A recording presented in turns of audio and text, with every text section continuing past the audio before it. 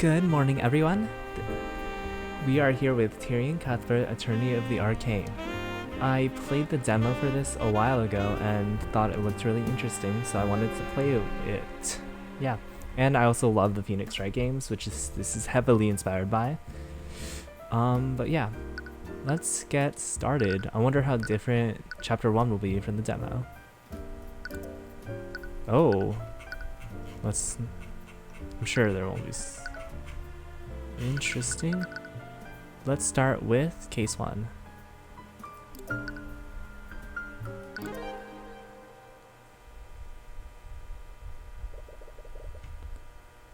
I don't know what voices they are yet, so we will just roll with it, I think. The fields of battle are filled with suffering and despair. On them are clash of souls, brought to conflict by the corrupt powers that rule over them.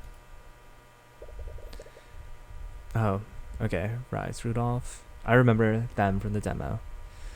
I was transporting a client in my carriage that evening, and we were driving by the McCoy tavern when we heard a disturbance. I was worried that something was amiss, so I walked into the building to see what the commotion was. There, I saw the defendant. She was lit by the blue glow of the dining room lights. She was stabbing the victim with her magical sword. Objection! Oh. He's much scarier than I realized. Mr. Rudolph, you tested that you saw my client murdering the victim. And you supposedly saw her casting magic while doing so? Yes, I could never forget such a grisly sight. That moment was burned into my memory. I see. Well, it's funny that you say that. How so? Because your entire testimony was a complete lie. And we got the classic pursuit theme. What? Objection! I like her already. Are you accusing the witness of perjury? Such accusations can't be made lightly, Mr. Cuthbert. My accusation is far from baseless, Steelwind.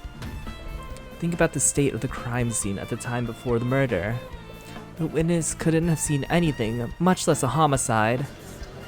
Oh, there's Celeste. He knows something. But on this battlefield, there are still a few people who carry the ideals of justice within their hearts. But you have to wonder sometimes, are these ideals truly just? Or are they simply lies fed to us by our elders? Damn it. Damn it. Flynnart, you fool. We're getting like right into it. What kind of voice does he have? Let me think about it. Why couldn't you just have listened to me? Rudolph, I require your assistance. Yes, sir. I'm changing his voice. By the Scaled Lord, what did you... You killed him. Alert the town guard. Tell them that you saw his daughter fleeing the scene. I'm sure their neighbors heard them arguing with each other. They'll suspect her immediately. At once, sir. Episode 1. Interesting.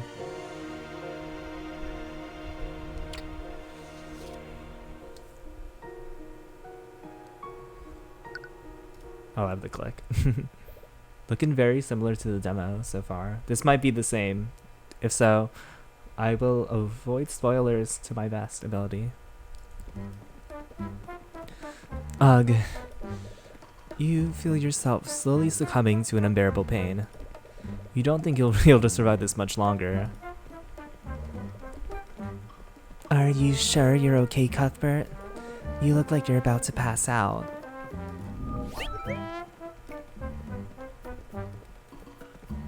I like these little splash screens. Don't worry about me, Miss Tamora. I'm fine. You've been riding in this carriage for days. You are definitely not fine.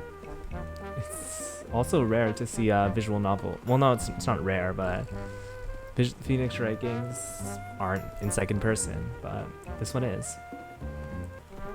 Okay, really sorry about the cut. I had to go check the recording and I fixed some stuff. With each bump in the road, you feel yourself becoming more and more nauseous. It's taking every ounce of willpower just to hold down your lunch. I'm perfectly fine. If you say so. You feel the carriage drive over a large bump in the road. You can feel and hear your stomach retching in protest. That stew you ate for lunch doesn't taste nearly as good the second time. On second thought... That's better. You take a deep breath of fresh air. It's the first breath you've taken today that hasn't threatened to come back out. Sorry about this. I didn't expect the roads in this town to be this uneven. I suppose they don't get a lot of traffic here. You've been on the road with your mentor for days. Together you've been searching for a man named Flynnart McCoy. Supposedly he's been a voice of dissidence against King Olivier for the last few days. You have no idea what kind of business Mr. Moore would have with him. But you know better than to ask questions. Hello travelers, welcome to Cornhaven. A local merchant steps out from one of the nearby shops. He has a wide smile on his face, and he approaches your carriage with the enthusiasm of a starving vulture. Would a pair of dignified individuals such as yourself care for a refreshing drink? Those clothes, they must be from the city. He certainly has a friendly expression, but his thoughts seem very analytical. Well, I don't need a drink, but... Miss Tamora glances at you and your stomach rumbles in agreement. Of course. I have just the thing for an upset stomach. His thoughts and emotions are laid bare through your eye of Horus. But the merchant's expression doesn't betray a hint of what he's truly thinking. You wonder if his false smile could be any bigger. At this rate, he might dislocate his jaw. How about 2 flasks of apple juice for 50 silver pieces? 50 SP? You may find the price daunting, but this is organic, freshly made apple juice. It's just store-bought juice, but I bet they can't even tell the difference. Out of the corner of your eye, you spot an empty bottle of store-bought apple juice. It's resting on the table inside that merchant's shop. Cool, we got a new clue. Mental notes and notable clues. Instrumental. Awesome.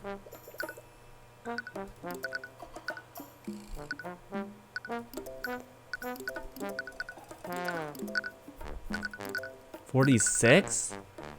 Aye, that's crazy.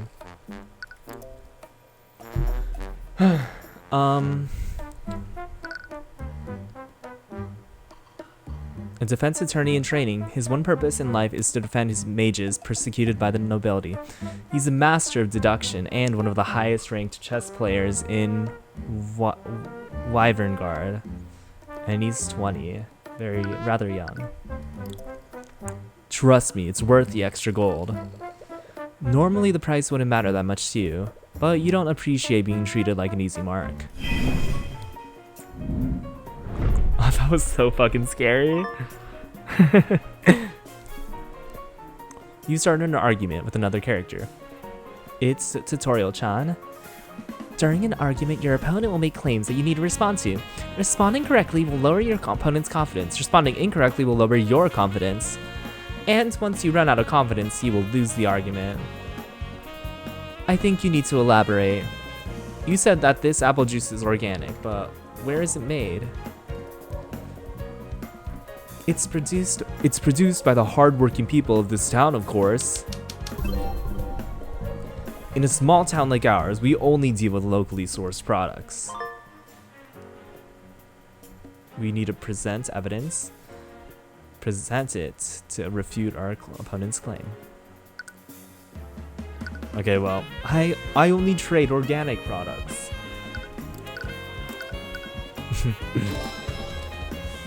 You say that, but I can see an empty bottle of store-bought juice inside your shop. Why would you have something like that if you only deal with organic products? Oh, how did that get in there? Make no mistake. I only have that because I wanted to see how my products compared to that of the city. And let me tell you, that mass-produced slop doesn't even compare to my product. What an obvious lie. Honestly, I'm offering you a very good deal. We can look at our thoughts and emotions. Okay, intuition, empathy. I usually only sell this stuff for 5 silver pieces a flask. 5 spa. Well, so no emotions. We don't have evidence. I think it's just intuition. Sir, it's obvious those flasks are only worth 5 SP. What? How did you... Well, it's clear you're a very shrewd man. Right. Argument 1. Let's go.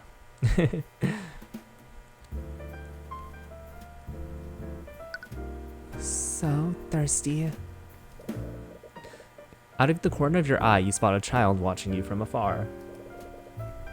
Her eyes are fixed on the flasks of apple juice.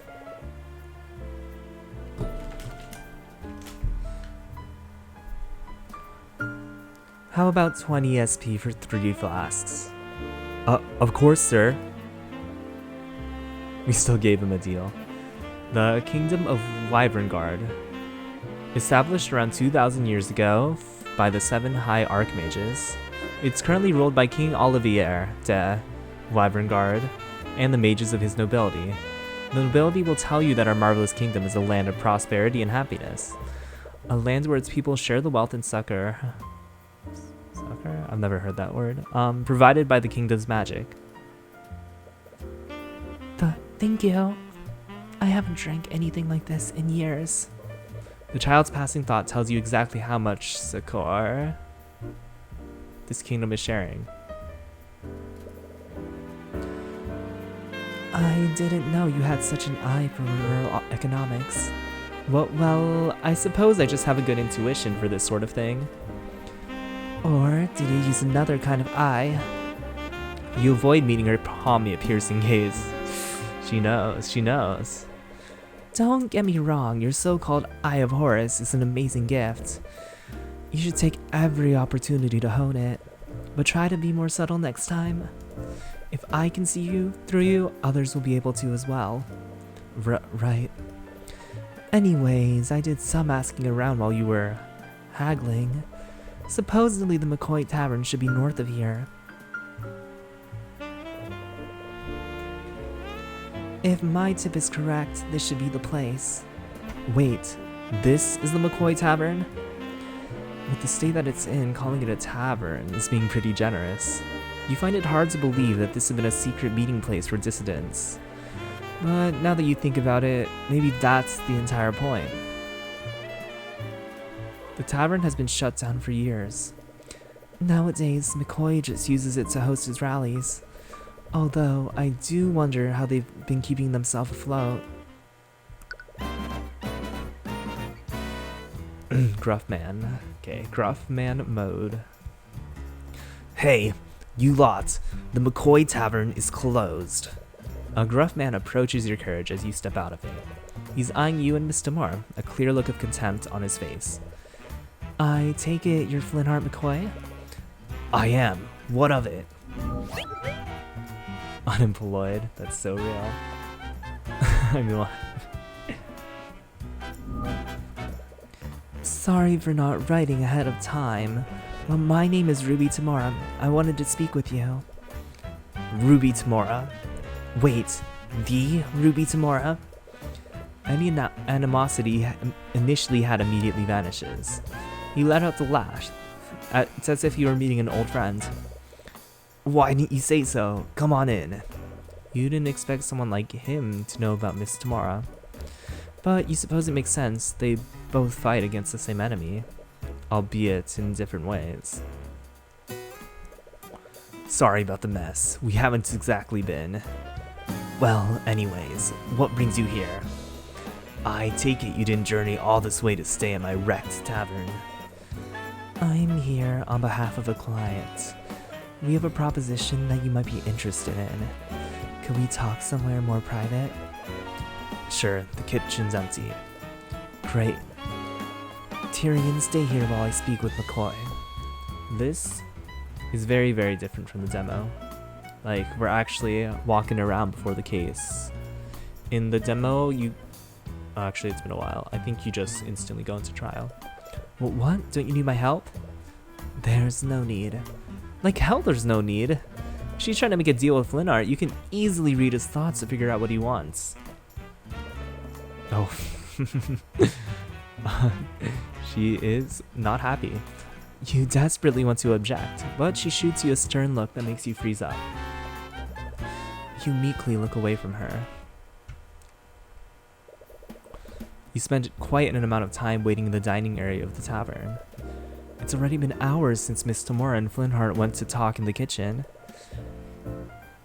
You can hear faint murmurs from behind the closed door. You've been resisting the urge to eavesdrop, but even from here you can tell that their conversation is slowly becoming more frustrated. Are they still not done yet? Well, it's a good thing you always bring a chess set around. Bring out the small chessboard that you've carried around since you were a child. Chess can be played with one person, and you've always taken advantage of that. Can it? I mean... Checkmate. That's not the right... That is not his language. You win against yourself, this time as black. I've played 10 games already, and I've won 7 out of 10 as black. Oh, it's a person that we know from the demo. Hello. While it has statistically been shown to be more successful, unbeknownst to you, you're thinking out loud. So why am I performing so much better while playing as back? Hello. You still don't notice her, and you've been verbalizing your thoughts just as fast as you're thinking them. Am I becoming overconfident as white because there's a first move advantage? Or perhaps that very advantage is affecting my choices and making me play in a suboptimal manner. If personal quirk is making me play illogically, then I need to correct it. Hey! What? How long have you been standing there? It's about time you noticed me. I've been trying to talk to you for a while now. She's a lot more direct than in the demo. Oh, sorry. Do you know where my dad is? Your dad? Flynnart McCoy. I'm his daughter, Celeste. She's a mercenary. Oh, Flynnart is talking to my mentor right now. Aw. Thinks of Miss Tamara as his mom. That's cute. I really wanted to show him something. Do you know when they'll be done? I don't know. They've been speaking in the kitchen for a while now. You hear Flynnart and Miss Tamara's voice is getting louder and more frustrated, but Celeste doesn't seem to notice. Her eyes are focused on your chessboard. This is chess, right? Are you playing against someone? Oh, I'm playing against myself, actually. Oh, that's... You feel a judgmental stare. But playing alone helps me develop new strategies. Plenty of professionals do it. Hey, I'm not the type to shame a man for playing with himself. Is she Okay, whatever. We're not gonna question it. That's... Relax, I'm just joking. Anyways, if you're still waiting for your mentor, do you want to play a game? Oh, you know how to play? Sure, I've read about this before. She's read about it? This table is so dusty. Celeste takes a seat on the other side of the table. She tries to set up her side of the board but fumbles with the pieces. She stares at one of them confused. How do I arrange these things again?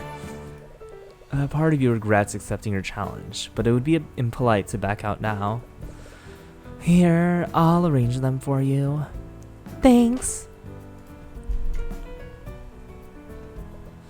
Checkmate. You defeat her in 2 moves. Oh, that's the fool's mate. Wait, what? Already?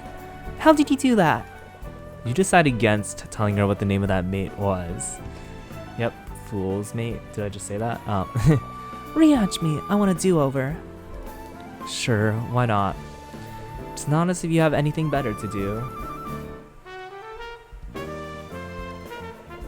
Celeste's brow furrows as she tries to decide on her next move, but she hasn't realized that the game is already finished. Here. She moves her knight in a position to attack your queen. It should have stopped your assault on her king, but Checkmate. a scholar's mate this time. What? Come on. How do you keep doing that? You look at the closed door to the kitchen. Flynnart and Mr. Mora's discussion is becoming louder. It doesn't sound like they'll be done anytime soon. Again, I'll definitely beat you this time. For someone who had clearly never played before, she's quickly improving with each game. It's impressive, she's observing your strategies and adapting them. With the way she's playing now, she could even defeat a nationally ranked noble. Checkmate. But even so, you've been playing this game a lot longer than she has. How are you always one step ahead of me? It's like you're reading my mind. As if you'd even need to. Just one more game. I'll get you this time. Hello, Cuthbert. Miss Tamora emerges from the kitchen with Flynnart. They both look mentally exhausted. It looks like negotiations didn't go well. Oh, hi, Dad. Oh. Oh, hello, sweetie. Flynnart looks irritated, but as soon as he sees Celeste, he quickly puts on a smile. You wonder what their discussion was about. What's this? Some kind of game? Miss Tamora glances at pieces on the board. Don't feel too bad about losing to him. He's nationally ranked. Oh, you're a professional? Is that why you're wearing a suit? No, chess is just a hobby. I'm actually a defense attorney. An attorney? Speaking of which, we should probably be on our way. Sorry for refusing you after you came all this way. I respect what you're doing, but I want nothing to do with your mage friends. It's kind of like Athena. You wonder what he meant by that. Was Miss Tamora trying to introduce him to one of our clients? Anyways, it is getting late. If you leave now, you won't get back to the city until morning.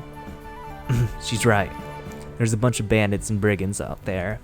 Wouldn't want you running into them this late. I guess you have a point. We have plenty of empty rooms that you can stay in until morning. It's the least I can do after you came all this way. Well, if it's not too much trouble, we might as well stay here until tomorrow. The tavern is shut down, but we still have some sheets and blankets. I'll go get the rooms ready.